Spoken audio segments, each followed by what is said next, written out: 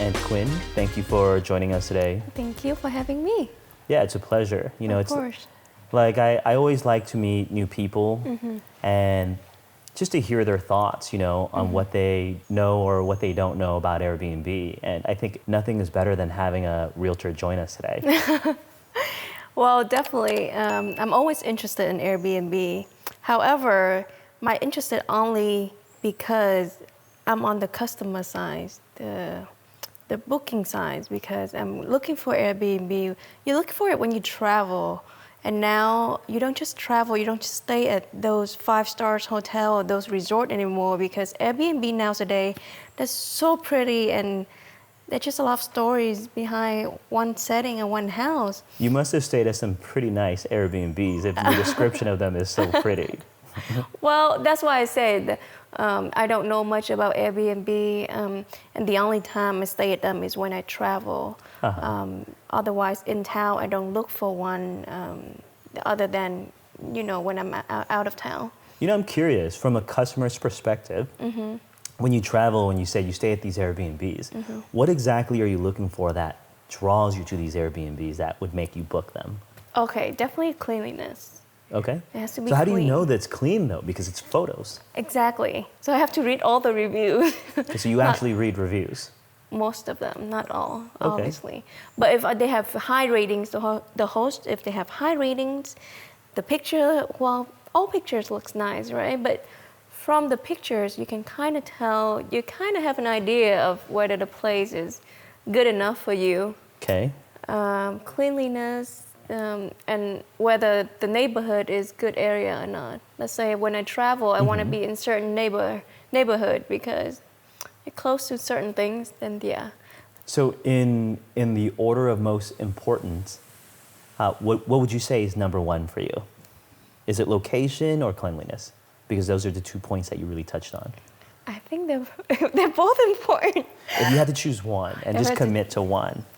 Okay, probably the convenience of it. So Okay, so location. Location. Wow. So a convenient and well-located Airbnb is preferred, even if it's slightly dirty.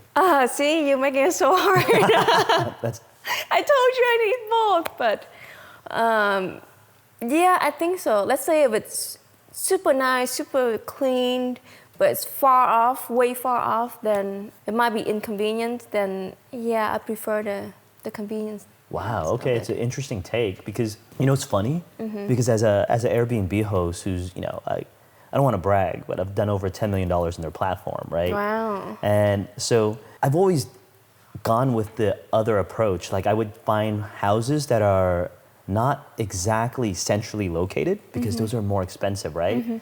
So I go with homes that are more affordable to acquire, that's further away, stage them beautifully, have them perfectly, immaculately clean, and that has brought me quite a bit of success on their platform. So it's interesting to hear your perspective. I would definitely consider that if it's not too far away, like it's not like an hour drive from a city or an hour drive from where I want to be, then yeah, definitely if it's nice, clean.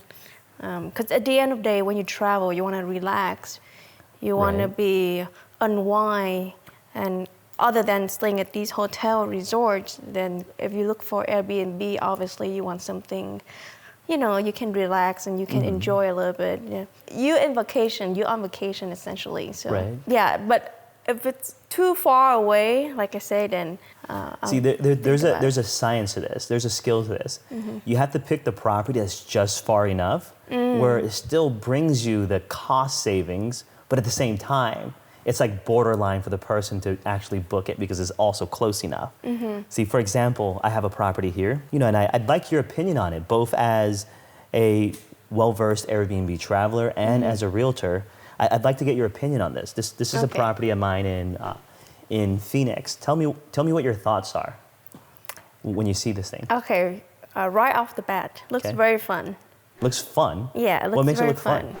Well, it has a pool, it has the arcade room, game room, right? But it is fun. Well, let me ask you this. Is fun important when you book an Airbnb? Depends on who I travel with. Okay, that's a valid point. Yeah, if I travel with a group of people, at least 3 to 4 people above, then yes, fun is important. Okay. If I'm just going to a place just to travel around the area, explore things, and at the end of the day, just go back to my Airbnb to sleep, then I prefer something nice and clean. Well, at that point, you should just get a hotel. Right, exactly. So if I go with a few people, then I definitely want it to be fun. Okay, so in a group environment, fun is Definitely required. important. Okay. Yes, definitely important. So, Valid point. very clean from pictures, very clean. Oh, it has a pool table too. It does have a pool table. It has a jacuzzi tub.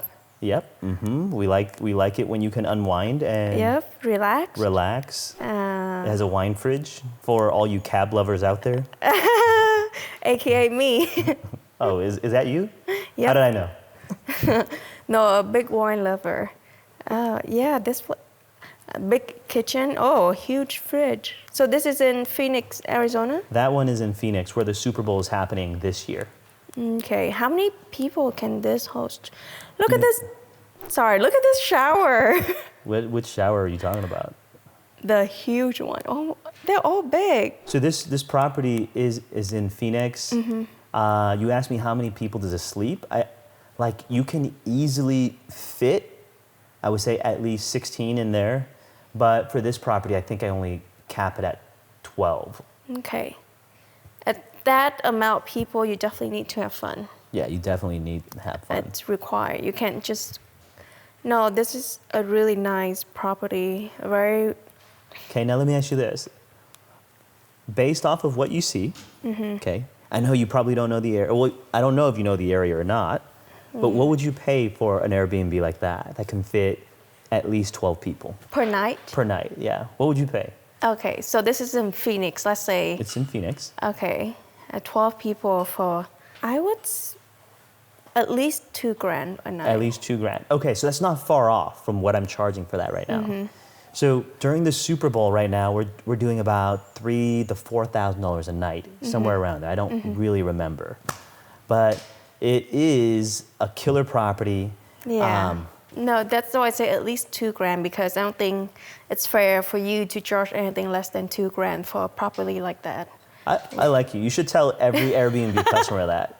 You know what? No, it's not. Yeah, it's not fair to because it requires a lot to clean up and a lot to set up as well for the next customer. It's so hard to set up. In fact, Alex helped me set this one up. Like we were out in Phoenix together with a group of people, and we were setting it up, and it was so hard to set up. How long did it take you guys?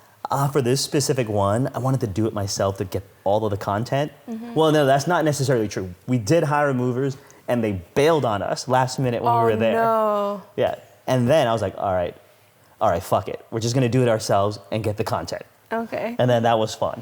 We made it a group activity. Oh, so now it's up in the market now? Yeah, we've had it up now for I'd say like 6 months, 7 months. Okay. Yeah, okay. It's going well. Okay, so for someone who doesn't know Airbnb at all on the host side, how much do they make for, let's say, per property? I know you make a lot, but for an average host out there. That's a really good question, and that really depends, right? How much a person makes really depends on where they're located and what kind of house they have. But on average on Airbnb, I think the average host makes less than $10,000 per year on the platform. Okay. That's because the average person has maybe one property, or maybe they're just listing out a couple of rooms. That's not how I like to do Airbnb, because I feel that it's too much effort and too much work to be hosting by the room. Oh, okay. Okay, so when I rent my properties out, I like to rent them out the whole thing at once. But that's when you have the resource to do that. Let's say if someone who just can they start with just a room because they only have one room in their house? Well, you know what's interesting? That you say that because you said I had the resources to start.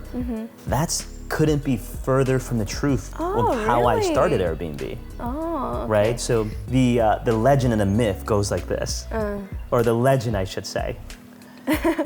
I had a widely successful mortgage company that collapsed in 2017. Oh, wow. You know, I was down to about $1,000 left in my bank account. This was right around September, October 2017. I didn't have enough money to pay rent to the house that I was renting at the time. Oh, okay. And then I was forced to list that property onto Airbnb. Okay, so that was the house that you had? That was the house that I was living in. Okay. Yeah, so instead of living there, I lived with my parents for 2 weeks, and that house made $2,500 Per? in 2 weeks. Oh, in 2 weeks, okay. Wow. But my rent was $3,900 for the month. So I thought, holy crap, if I did this for an entire month, I'd have $1,000 profit. Now I just need to rent 10 properties. I'd make $10,000 a month. How did you get 10 properties? Well, that's where it is. So you don't even really need resources to do this, right? What's attractive about this industry is that it is so accessible to almost anybody. Okay. Because you just need credit cards to fund the operation. Okay. Right? So check this. I know as a realtor, you're probably like dying inside right now hearing that I'm renting someone else's house and not buying it because, you know, realtors need to make their money too. But you can rent someone's house and furnish it with a credit card. The whole thing costs about $20,000. I put it on a credit card. Okay. Cost me $300 a month. And that property then was making me about $5,000 a month profit. I pay my credit card off. I still had $4,700 left. Okay. After I pay my rent and utilities. So if you're asking me how much do I make as a host on my average property, between $3,000 to $5,000 a month per property. Including cleaning fees, all of that. Yeah, because here's the cool thing about Airbnb. Cleaning fees is deducted. The customers pay that. You see what I'm saying? Because you charge the customer. You're right. I do pay for that. You pay that. Everybody's charging you that. I do pay for that. Yeah, you're right.